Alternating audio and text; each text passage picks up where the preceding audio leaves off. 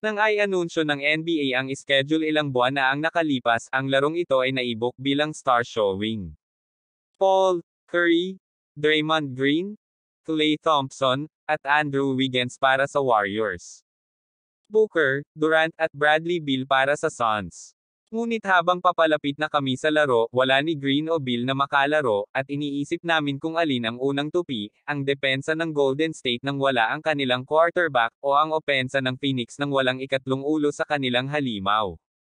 Ito pala ang dating. Ang Warriors ay lumaban sa mga huling minuto sa pamamagitan ng offensive rebounds, kabilang ang dalawang malalaking rebounds ni Jonathan Kuminga, at isang malaking triple mula kay Curry. Ngunit si Booker, na nagtatrabaho sa pick and roll kasama ang bagong sentro na si Joseph Nurkic, ay naging hindi nababantayan sa mga nawawalang pag-aari. Naiwan ng Dubs ang dalawang tingin mula sa malayo may ilang segundo na lang na magiging isang one-point game. Sa halip, kailangan nilang manirahan sa isang nakakaaliw na pagkawala. Nanguna si Curry sa Warriors na may 27 puntos, ngunit nag-shoot lamang siya ng 8 for 20 mula sa field at 4 for 14 mula sa distansya, dahil nilimitahan siya ng mga foul sa 31 minuto. Eksaktong ipinakita ni Paul kung bakit ipinagpalit siya ng Golden State sa kanyang debut, dahil ang kanyang siyam na assist sa isang turnover ay humantong sa uri ng ball control game na hindi nakasanayan ng mga tagahanga ng Warriors. Ngunit si Paul ay mukhang isang hakbang na mabagal sa depensa, at hindi nakuha ang lahat ng 6 sa kanyang 3 puntos na pagtatangka. Nakakabighani si Moody, na may 11 puntos sa 4 for 6 na pagbaril, at ligtas na sabihin na malamang na makakakuha siya ng higit sa 18 minuto sa ikalawang laro ng koponan. Kinabahan si Kuminga sa simula upang matapos na may 12 puntos, 6 na rebound, 2 steals, at isang block sa mahusay na pagbaril, kahit na may 5 fouls at 2 turnovers.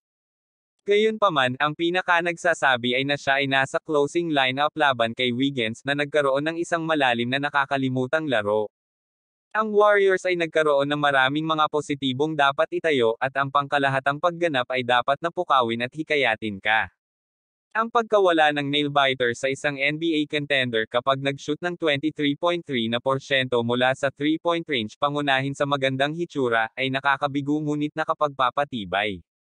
Marami rin silang pagkakamali at isyu na kailangang ayusin, at kakailanganin nilang humanap ng paraan para matugunan ang lahat ng iyon sa lalong madaling panahon.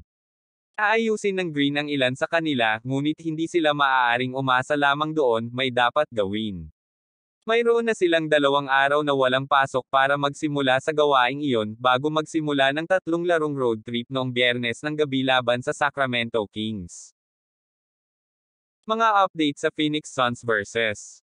Golden State Warriors, si Booker ang pumalit sa 4th quarter para masiguro ang panalo ng Suns. Dana Scott Republican ng Arizona. Nanalo ang Phoenix Suns sa kanilang season opening game laban sa Golden State Warriors, 108-104 noong Martes sa San Francisco. Si Devin Booker ay may game-high na 32 puntos, 8 assists, 6 na turnovers, at nagdagdag ng 6 na rebounds at isang steal sa panalo ng Phoenix. Si Kevin Durant ay may 18 puntos, medyo nahirapan sa 7 of 22 shooting, 10 rebounds, at 3 assists. Ang dalawa pang starter ng Phoenix na sina Josh Okogie at Big Yusuf Nurkic, ay gumawa ng solidong kontribusyon sa 17 at 14 na puntos, ayon sa pagkakasunod. Sina Okogie at Nurkic ay may pinagsamang 12 of 15 shooting, at si Nurkic ay nakakuha ng game-high na 14 na rebounds. Pinangunahan ang Golden State ng 27 puntos ni Steph Curry. Si Chris Paul ay may 14 puntos at game-high na 9 na assist sa kanyang debut sa Warriors.